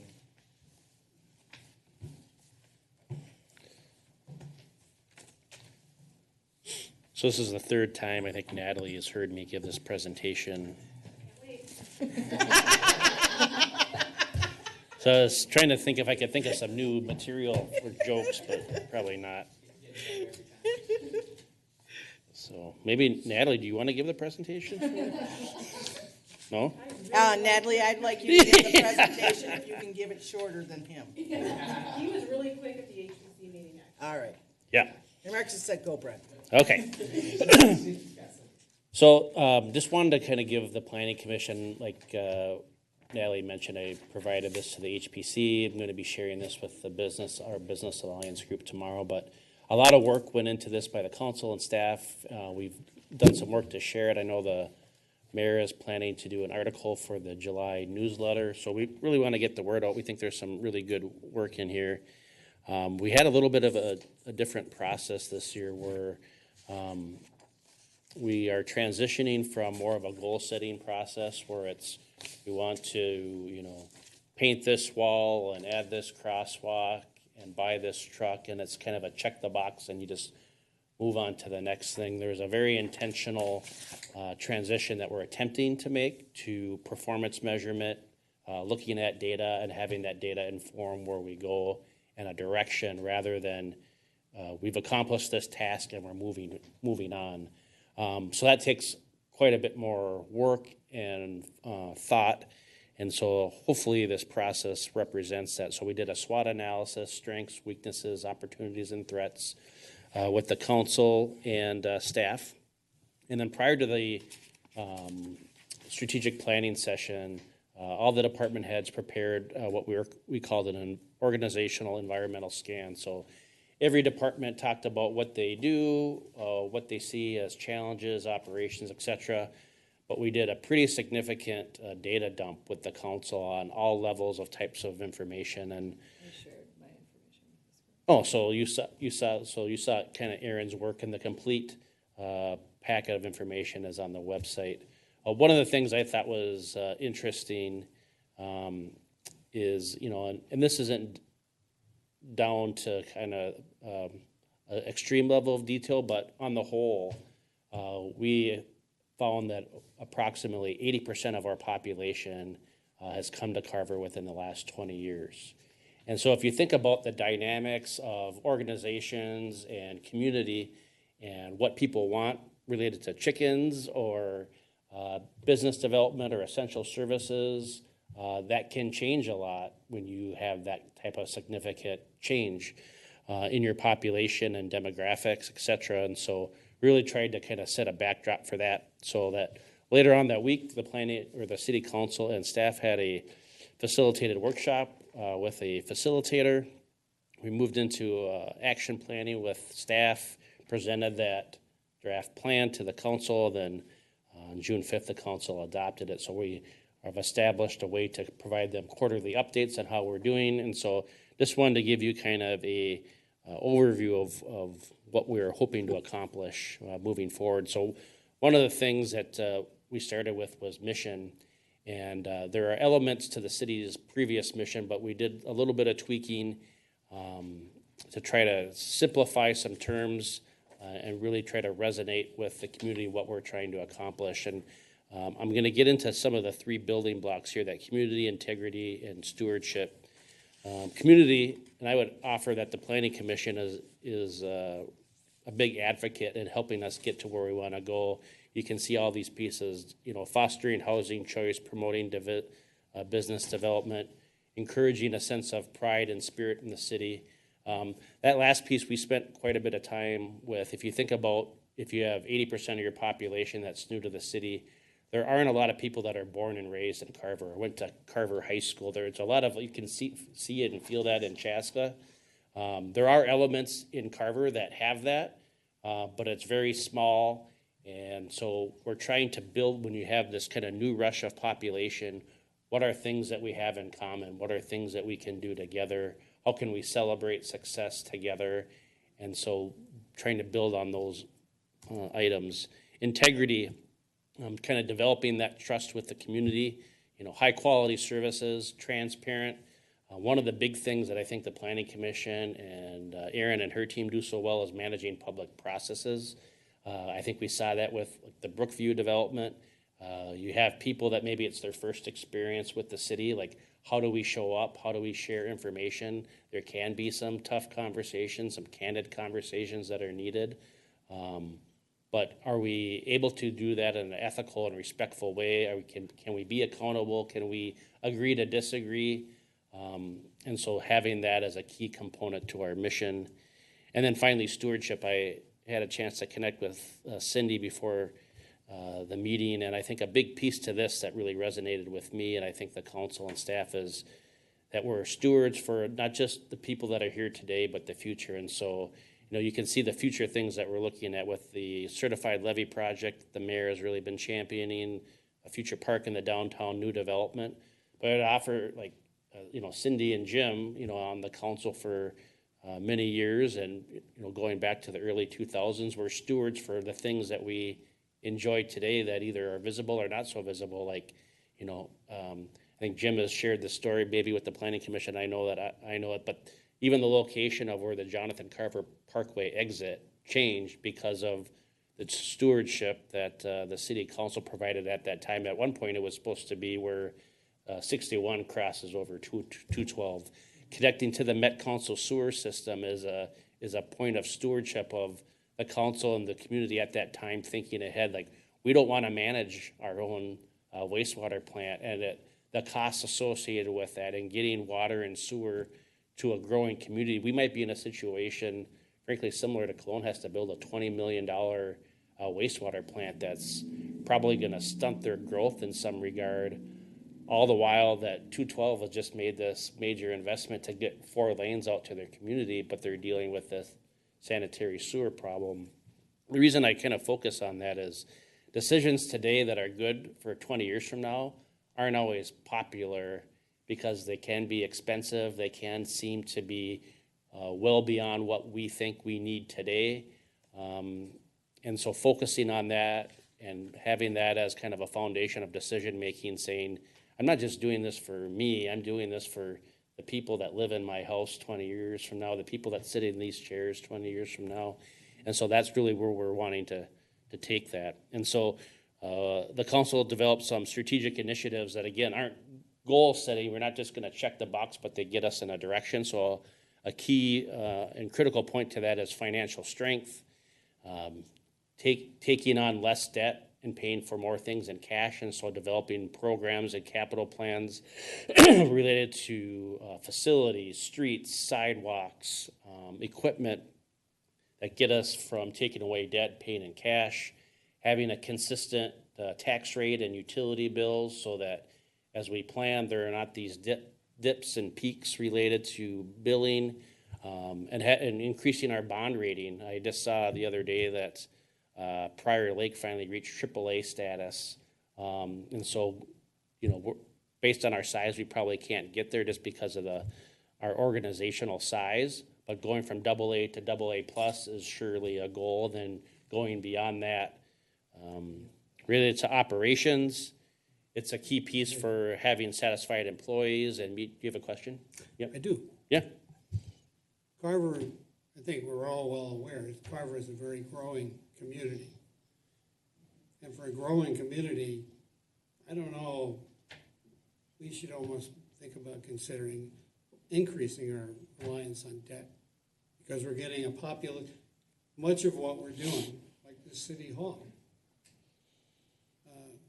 is for future residents as well as current residents. And that debt helps move that out for them, and it's something we can handle because we are growing. So I don't know if reducing debt is necessarily a thing. Yeah, I hear that. I think I guess I don't look at it as an either or. It's probably a both and. Like you can, there are some situations where debt makes sense, but I think like on those critical pieces of infrastructure. But I would say if there was an opportunity to say, can you save $100,000 a year by saving for equipment and doing that in cash as opposed to maybe having a equipment certificate where you're paying maybe again as much in interest. I think there's an argument to be said, let's build those cash reserves for that equipment and pavement repairs. But you're right, when you get to that critical infrastructure, if we need to build a facility, we're gonna be considering doing a bond issuance for an expansion of the public services storage space. I think that there's a need to do that, and there'll probably be needs that we're not even aware of today that will need debt. I just think in the long term, when you are, I mean, frankly, you can be in a position where you just don't have the debt capacity to take on additional. But I think that's a good point, and I think that's the piece where, as a community, we'll want to have those conversations. There are going to be people with different points of view. I mean, we had a great opportunity to do that with Phil and the Planning Commission as it relates to the Ironwood intersection. I think as we grow, and we've seen it with even the Brookview development, we're not going to get unanimity on where the direction of the city should be. But I think the collection of points of view and the conversation will lead us in the path. So I would say that, like, your contribution to this topic will give the mayor something to think about the next time we go, that it's not, doesn't feel the same way. But generally, our target is, like, if we can pay for things in cash without limiting our ability to invest in critical infrastructure, I think everyone would agree, like, hey, if we can pay less interest and still get done what we need to and be proactive and progressive in how we handle, so we don't leave somebody with this big bill in the future, and that we can make sure that as we grow, more people can pay, I think that's a conversation we need to have. Improved operations, so satisfied employees, I think that kind of starts the bedrock of delivering really good services. Do the employees feel valued? Do they feel seen and heard when there are issues? So measuring that. Looking at public safety, I think that's a critical piece of services that the city provides next to utilities. So think of fire response times with the sheriff's office, measuring that and using that as a way to inform us of when we need to add additional resources. And then a comprehensive asset management plan that gets into a thoughtful plan, not just for the 10 years that we're looking at, but maybe a useful life of, like, City Hall seems really new, but at some point we're gonna need a new roof, and at some point we'll need to replace the carpet. And if we plan for that, it won't always lessen the financial burden, but at least we'll be prepared and it won't seem so rushed, which can sometimes add to anxiety. Responsive development, which is something that... Brent? Yeah. How do we feel our current staffing is for just, like, I don't know, park maintenance or snow plowing or that stuff? Have we, like you said, we've had a lot of growth in the last 10 years. Do you have any idea how much staff we've increased or what the projections are? Yeah, so we have, actually at the next city council work session on June 26th, I'm presenting a draft 10-year staffing plan for the city. So some key indicators, we're looking at adding so we have a public services director, which is Chad Schell, and a superintendent, Paul Schultz. And then we have a series of technicians that do various things, and we're looking at adding one technician per 1,000 residents. And we have other indicators in there related to miles of streets and manholes and stormwater intakes, et cetera, catch basins. But that's kind of like, it's always exciting to hear about new developments, right? Residential, commercial, industrial, et cetera. But we want to be able to provide that consistent service. So to your question, like yeah. Ironwood Park, right? What, it's 4 years old and we've already added on to it, right? Just correct. Make sure we have enough people to mow the grass, right? Yep. Little simple stuff like that. Yep. Yes. So responsive development, kind of all the things that this planning commission is kind of championing on behalf of the city and working with the city council, but increasing our commercial and industrial, increasing jobs. That essential services piece, I think, is really critical, and frankly, you just added to tonight, coffee and banking. You know, I think we all feel a part of a larger community where it's fairly easy to go to Chaska or Chan or Victoria to get services, but it's really nice to have a place in Carver to get coffee and to do banking and get groceries. You know, and, you know, Mizzy's is gonna be opening soon, and so, you know, developing that, and I think I would offer that all those things make you feel more like a community where you see people and interact, et cetera. And then the 10 unique placemaking features, so think of like the kiosks and other type of streetscape things, you know, things that make you feel like you're in Carver and you're a part of something. And so those are some of the goals related to responsive development. Stable infrastructure systems. Sorry. Yeah. The new trail signs that we worked on last year, those are up, those are really cool. Yeah. They are. Seeing it on the page, but when you're out walking around, I think that's a great idea. That was Yeah, they look nice. Pat ourselves in the back a little on that one. Yeah, and that's That's a perfect thing, right? You know, Right. It's just a little thing, but it, you know, it makes it easier to get around, Right. and you feel, yeah. And it's part of placemaking too. You can see it's like City of Carver, like you feel like you're somewhere. You can describe it to somebody. So I think all those things are great. So that's part of this too, you know, adding park amenities, trail connections, kind of related to some of the growth things that we talked about. We don't want to invest in a pipe and then dig it up 5 years from now and say, well, we needed a 24-inch pipe and we only put a 12-inch. We want to reduce the amount of service disruption. So think about a pump going out on a lift station rather than saying, look, well, we got to call that contractor to see if they got an extra pump. We want to create a redundancy plan. So like we have an extra pump sitting on the shelf that we can just grab. We've got that extra battery. We've got staff in place so that if someone, you know, gets sick or hurt, we have someone to backfill. We, as the community grows, we're able to kind of shed this. We've been in situations when we were smaller where, you know, like Brenda Efta has been the city's utility billing clerk for 22 years. By the way, she just announced her retirement. But I would say 10 years ago, like when Brenda was at lunch, like people just had to wait till Brenda got back. And it was, you know, and when she went on vacation, like we could do less things. And so like our team is really building on providing support so that residents don't feel that change because someone's on vacation. And so building that piece up.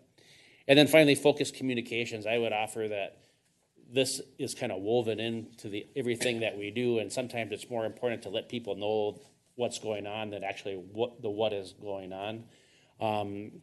And so we're trying to mark some pieces related to, do people feel they're informed? Do they feel like they have an opportunity to stay engaged? Would they recommend Carver to a friend? And so we're trying to really push people to engage with the city and using our online comment form. Like, you know, some folks might say like, well, you know, we didn't get any comments from the community, so no news is good news. We want to take the opposite track of that. As the more people feel engaged, that's a sign that they feel like they can get results when they connect with the city, that they have a relationship with staff, and it gets at that informed, engaged, and satisfied that we don't just want to stick our head in the sand and feel like, well, we didn't hear from anybody, so everybody must be in support. We want to go to where people are. So examples are when we do a street project, we do an open house in the neighborhood instead of saying, come to City Hall during dinner time, and if you can't make it, I guess you were for it. And so we're going to have to think and maneuver and kind of massage different ways that we take that approach.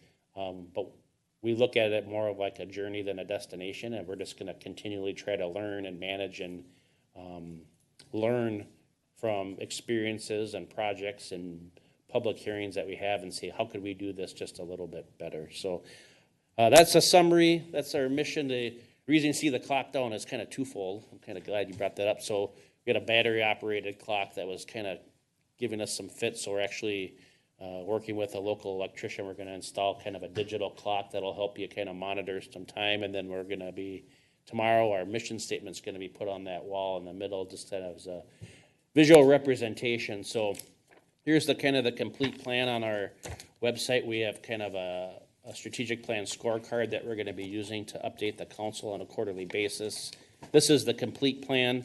I know I kind of rushed through that at the request of the planning commission, but if you have specific questions, you already asked some really good ones already, but if you have questions or need clarification, happy to answer that. I don't know if, Courtney, if you have anything you want to add?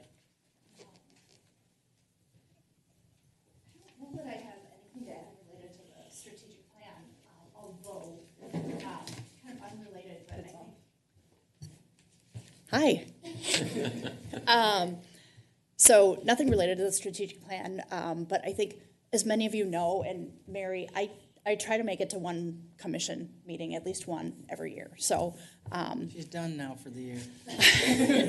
no, I heard you guys weren't going through the zoning ordinances line by line, so I thought it would be a good time to come. Nice. But I think tonight I have received more resident feedback than I have all this year. So just hearing your thoughts on the Ironwood intersection and if we should be bonding for stuff. I think that that's all really, really great feedback and just another bonus of being here tonight. So thank you guys for commenting and opining and being here. Can I dovetail away from the strategic plan? Do you guys want to keep talking about the strategic plan for another 10 minutes or so? No, we don't. No? Okay. You know, as part of being here, I also like to thank you guys for being here. You guys are some of our most involved residents. You guys raised your hands and said, I want to get involved. I want to spend a lovely June evening in a room in City Hall. I think that would be fun. So I just want to let you know how much I appreciate it. I realize that this is time away from your friends, families, and other commitments, and I do truly appreciate it. So I will keep that short. I know that this is probably one of the longer Planning Commission meetings, but just what? Not the longest. No, well, maybe in a little bit. And I was trying to go through videos. I don't know the last time that I was here, Krista, but we can remember that June 2023. You did 2023, you're good. So if you guys have any questions, I would gladly answer them.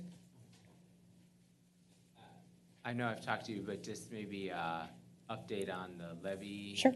Fund. I mean, we got the money, yay. Yeah. And just any rough construction goals, plans? Sure. So at I believe it's on our next city council meeting, which again, like what Brent kind of alluded to, we're in this wonky cadence because of holidays that literally popped up within the last 6 weeks. Wait, so do you guys not, if there's a holiday on Monday, you don't hold the council meeting on Tuesday? There may have been a conflict with a council member who asked to push it back a week. Or the mayor. We generally do. I get it. So Juneteenth would be our next city council Yeah. meeting, which is Monday, and then our next meeting was supposed to be July 3rd, Yeah. which we anticipated a lot of staff, council members wanted to be out of town. So we bridged that gap a little bit by pushing back a week in June to make the stretch of between July 3rd and the next meeting a little shorter as well. Whatever. Okay. And It works out. I've applied to be on the LMC board, and I have an interview in Duluth next Tuesday at noon, and then the conference starts the following Wednesday. So instead of driving up and back and up and back, That's fantastic. What's LMC? The League of Minnesota Cities.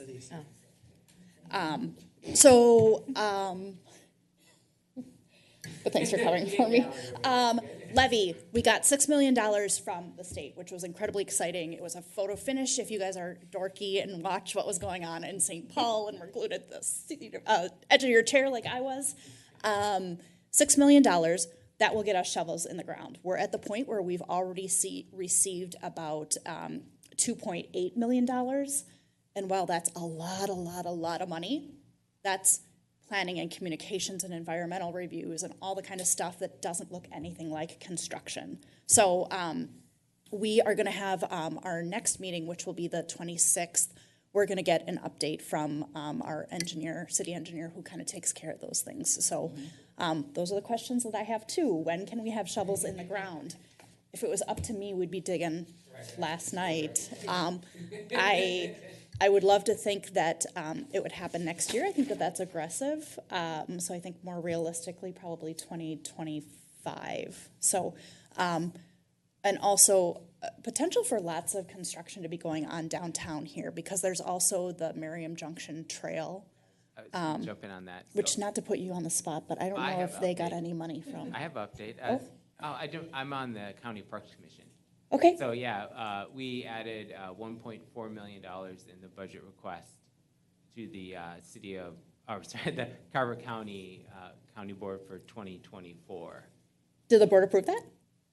No, that's in the official request for, and we are highly likely because of all the extra bonding from the state with the governor, whatever they did the bonding bill and they had the extra surplus. So They did a cash bonding yeah, bill the and cash, then a that's what bonding it is, bill. yes. So the county park, we have, I think, around 300,000 more than we had anticipated. for Okay, 2020. you know what? That is great. But we're gonna move on a little bit here. Okay, thank you. Do you have more for us? I do Mary? not, and I don't want to get in trouble, so thank you. You're not in trouble. You're not in trouble, but we need to keep things rolling here a little bit. We do appreciate that you came to visit us tonight, and we do appreciate everything, or at least I'm gonna speak for myself. I truly appreciate everything you do for this community. Thank You you. are our biggest asset. Thank you. Thank you. Thanks. Courtney. Okay, I have two really quick communication things. I promise they're really quick. Two upcoming dates to have on your radar. June 27th, we're having an open house in partnership with the CDA, the Carver County Community Development Agency, for their second building.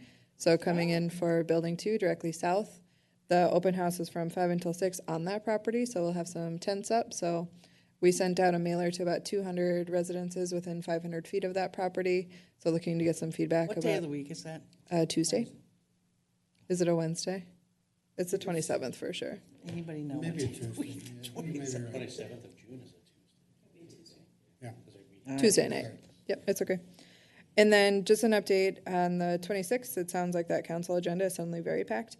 But I'm going to give the city council a quick update on the work that we've been doing on the zoning code. So before we hit go on drafting some of those districts, just giving them a quick overview of some of the discussions that we've had, making sure everyone's collectively on the same page. So we'll be back likely in July with an update on some of that information here. Okay, great. Thank you very much. Commissioner Communications, Daniel? I only had a small question. At one of our previous meetings, you were still seeking for people for your parks. Did you fill that? Or what's the update on the parks? Never filled. If there are people that want to join, please do. We have, I think, 18 people in that group. So the Parks Advisory Group, when we changed from the Parks Commission to Parks Advisory, we opened it up to as many community members that want to be there. So we had our first meeting in early June at Ironwood. We did a sneak peek of that park. And then we talked about some visioning for that group. So it was great. It was fun. It was really exciting. So if more people want to join, send them my way. Okay. We'd love to see a range of residents. So if you know a great teenager that wants to join us, I think that would be fun. We're going to have another meeting in August to talk through some, this is going to sound so bad, but we laugh a lot in this group. So we're going to laugh a lot there too. But that group, I talked a lot about some projects like the Miriam Junction Trail, the park downtown, without having some visuals. So we're going to talk through some of our plans, park dedication, et cetera, at our next meeting, just to get them up to speed too. So if you know someone, or if you want to join us, let me know. I'd be happy to have you. Oh, Brent also has a fun thing for that. I don't know what it is yet, so. I haven't told Erin about it, so she might not like it, but as you know, the city has a partnership agreement with the city of Chaska for recreation. And so we're coming up on the last year of that, so I'm trying to coordinate with our friends in Chaska to bring them out to the next park advisory group and do somewhat of a little bit of like a, A bounce house. to have them give some feedback. Sumo wrestling suits. No, to have that group share some feedback and perspectives on what they like and what maybe they'd like to see out of that partnership going forward as we kind of look to renew that. I think everyone enjoys it for the most part, or a lot of people utilize it, but it's a good place to kind of stop and say, hey, what could we do to maybe even make this better? So if we have time. And like fun wasn't the first word I thought of, but that would be appropriate. Thank you very much. Are you done? You? Just to say, on the 24th of June, it's a Saturday, Carver on the Minnesota is going to have a canoe trip from the Jordan Bridge to Riverside Park. So I if you did want that us- one year. It was super fun. It is amazing how natural that area is. Yeah. Assuming it doesn't rain that day or flood, or we've been running about 50% over the years. Of people making it, or? And it gives you a chance to see what the levee looks like from the other side. You know what's so amazing about doing that trip from Jordan or Belle Plaine? Jordan. Coming up here is you get to Carver and you have no idea that you're in Carver because you can't see any buildings. The only thing you might be able to see is the steeple on St. Nick's. Yeah. But you, like, I remember when I did it, I'm paddling along and somebody said, well, here's Carver. I looked, I went, how could you tell? I mean, it's amazing. It's an amazing, fun trip. Okay, are you done? I'm done. Okay. What can I hear from you? I have two medium questions. Okay. Any status update on the grant for pickleball dog park? Not yet. They said early summer, which I feel like we're in, so I I'll feel let it's you the know when summer. I know. And I forgot to ask Hometown Bank this question, but their sign, is it gonna be digital with like a temperature? And that you could put communication on, like yard waste pickup day, Saturday? I'd say maybe. I feel like the Waconia That one is sounds like digital. something they'd like to do. Yeah, And I know Courtney likes communicating about things, so that's just another. yeah. It sounds like there'll be People are a. in the coffee line, they can read the sign. It sounds like there'll be a business alliance tomorrow, so I can ask. Good questions. I'm done. All right. Phil, what can we hear from you? Well, you mentioned pickleball, so everybody knows I'm an advocate for pickleball. Okay, that one's been covered. All right. What can I hear from you? Yeah, just the update from the county park is gonna recommend to the county board for the money for the Merriam Junction Trail between, Shakopee basically through the Minnesota Wildlife Refuge. The Scott County got money from the federal government, so that's Great. cool. And then, it's delayed, but it'll be opening hopefully this fall is in the Waconia Regional Park. There'll be a new, waterfront center with rentals for renting for the park, and the county's done a lot of work on the Coney Island in Lake Waconia, so that'll be opening. We just got some new docks, and there'll be like a playground over there, so it's the whole county, so the entire Carver County. Okay. Yeah. Thanks, Reed. Mary, got any? Mary, I like you. I like you. Yep. Okay, I'm just kidding. Are we regretting the chair? Too late now. All right. I'll make a motion Oh, that's fantastic. What are you going to motion? to close the meeting. Okay, got one motion for adjournment. Is there a second? I'll second. That's a motion and a second. All in favor, all in favor, say aye. Aye. Aye, opposed? We're adjourned.